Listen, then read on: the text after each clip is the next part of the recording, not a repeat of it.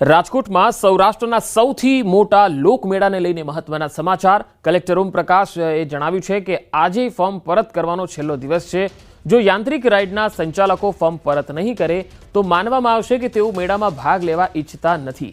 આવી સ્થિતિમાં મેળાનો લેઆઉટ રિવાઇઝ કરવામાં આવશે અને મોટી રાઇડના પ્લોટમાં કલ્ચરલ, આર્ટ એન્ડ ક્રાફ્ટ તેમજ મનોરંજન કાર્યક્રમો માટે જગ્યા ફાળવાશે। તંત્રએ કહ્યું છે કે સરકાર દ્વારા નક્કી કરાયેલા એસઓપીમાં કોઈ પણ બાંધછોડ કરાશે નહીં।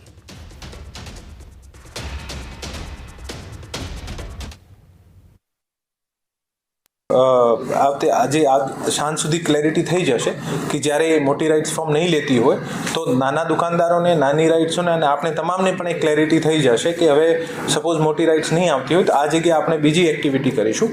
અને જે નાની રાઇડ્સવાળા આશંકાના કારણે કે મોટી રાઇડ્સ આવશે કે નહીં આવશે આના કારણે ફોર્મ નહીં લઈને ગયા હોય તો આને 3 દિવસ અથવા 5 દિવસની એક વધારાની ઓપોર્ચ્યુનિટી આપીશું, ત્યારે આ લોકો લઈ જઈ શકે છે ફોર્મ અને પછી હરાજીમાં પાર્ટિસિપેટ કરી શકે છે। તો રાજકોટના જન્માષ્ટમીના મેળાને લઈને મોટા સમાચાર। ભાજપના વરિષ્ઠ આગેવાન વિનુ ધવાનું મોટું નિવેદન।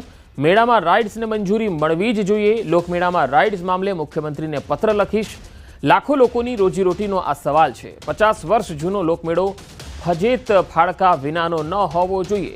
સરકારે બનાવેલ એસઓપી બાબતે ભાજપના જ નેતા બાંધછોડના મૂડમાં।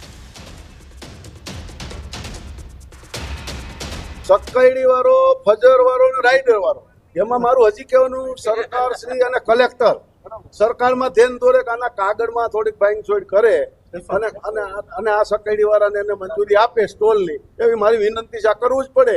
આમાં હાલત મેળો થવો જ જોઈએ। આ સૌરાષ્ટ્રનું નાક છે, રાજકોટ એટલે સૌરાષ્ટ્રનું નાક છે, મેળો થવો જ। વધુ માહિતી મેળવી રાજકોટથી સંવાદદાતા અંકિત પોપટ મારી સાથે જોડાયા છે। અંકિત, યાંત્રિક રાઇડના સંચાલકોની વાત હજુ તંત્ર છે એ સ્વીકારવા તૈયાર નથી, કારણ કે એસઓપીની વાત છે। અને બીજી તરફ આજે કહેવામાં આવ્યું છે કે જો તેઓ નહીં આવે અથવા ફોર્મ પરત નહીં લે અથવા તો નહીં ઉપાડે તો છેલ્લે મનોરંજનના કાર્યક્રમો કરવામાં આવશે। તો ભાજપના નેતા હવે જે રીતે કહી રહ્યા છે, કોઈ નિર્ણય બદલાય એવી શક્યતા જોઈ રહ્યા છો આપ?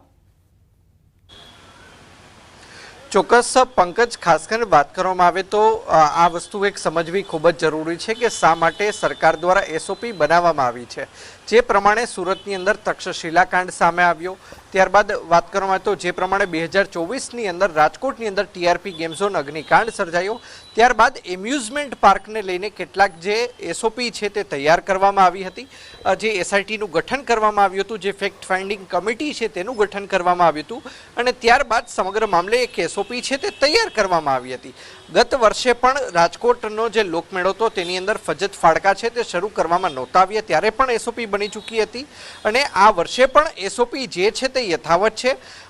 દર વખતે કરતાં 1 મહિનો લોકમેળા સમિતિ દ્વારા તમામ જે તૈયારીઓ છે, પછી તે ફોર્મ બહાર પાડવાની વાત હોય, જે પણ અરજદારો હોય તેમને સમજાવવાની વાત હોય, કયા કયા નિયમો છે તેમની માહિતી આપવાની વાત હોય, તમામ પ્રક્રિયાઓ છે તે વહેલી કરવામાં આવી હતી। પરંતુ ક્યાંક ને ક્યાંક યાંત્રિક રાઇડના જે સંચાલકો છે તે પોતે ટસના મસ નથી થયા। તેમનું પહેલેથી કહેવું હતું કે કેટલીક જે બાબતો છે એસઓપીની અંદર જે પાલન કરાવવાનું કહ્યું છે તેમનું પાલન કરવું અશક્ય છે।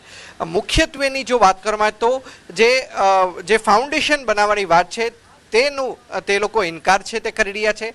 સાથોસાથ તંત્ર દ્વારા તેઓ જ્યારે ફજત ફાળકા જ્યારે ચલાવે છે, ફજત ફાળકા ખૂબ જ મોટી હાઇટ્સ ધરાવતા હોય છે, ત્યારે જે ફજત ફાળકું છે તે કયા વર્ષની અંદર મેન્યુફેક્ચરિંગ થયું છે તેનું બિલ, જીએસટી સહિતનું બિલ છે તે તંત્ર દ્વારા માંગવામાં આવે છે। પરંતુ તેઓનું કહેવું છે કે અમે ફજત ફાળકા છે તે એસેમ્બલિંગ કરાવીએ છીએ, અમે કોઈ જગ્યાથી આ પરચેઝ નથી કરતા, એટલે તેનું બિલ અમારે આપવું અશક્ય છે। એટલે આ પ્રકારના 4 થી 5 એવા મુદ્દાઓ હતા અને આ સમગ્ર મામલે જે ફજત ફાળકાવાળા જે છે રાઇટ્સ એસોસિએશનવાળા છે તે ગૃહમંત્રીને પણ મળી ચૂક્યા છે, સાથોસાથ ગાંધીનગરની અંદર અન્ય મંત્રીઓને પણ મળી ચૂક્યા છે। બીજી તરફ રાજકોટ કલેક્ટરનું સ્પષ્ટપણે કહેવું છે કે અમારી પાસે પ્લાન બી તૈયાર છે।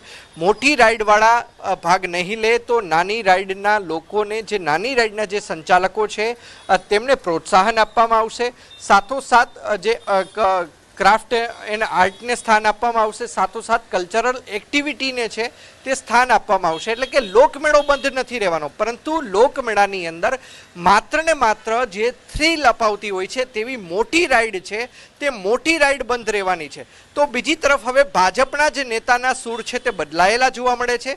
ભાજપના જે રાજકોટ મહાનગરપાલિકાના શાસક પક્ષના પૂર્વ નેતા વિનુ ધવાનું નિવેદન સામે આવ્યું છે કે ફજત ફાળકા સાથે જ મેળો થવો જોઈએ. એટલે આનો તો સીધો મતલબ થાય છે કે સરકારે જે એસઓપી બનાવી હતી તે એસઓપીને ભલે કોઈને ઘોડીને પી જવામાં આવે પરંતુ મેળો તો ફજત ફાળકા સાથે થવો જોઈએ. આ પ્રકારનું જે નિવેદન છે તે વિનુ ધવા દ્વારા આપવામાં આવ્યું છે.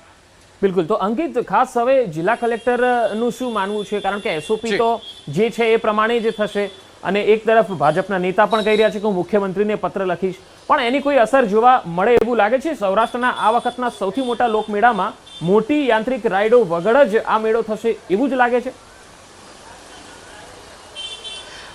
પંકજ, ખાસ કરીને વાત કરવામાં આવે તો અગાઉ જે આ યાંત્રિક રાઇડના જે સંચાલકો છે તે રાજકોટના સાંસદ પરસોત્તમ રૂપાલાને પણ મળી ચૂક્યા છે, પરંતુ ક્યાંક ને ક્યાંક જે પ્રમાણે ટીઆરપી ગેમ ઝોન અગ્નિકાંડ સર્જાયો ને ત્યારબાદ તાજેતરમાં જ જે ગંભીરા પુલ દુર્ઘટના જે સર્જાઈ છે ત્યારબાદથી હવે કોઈ પોતાની ઉપર જવાબદારી છે તે લેવા નથી માંગતું.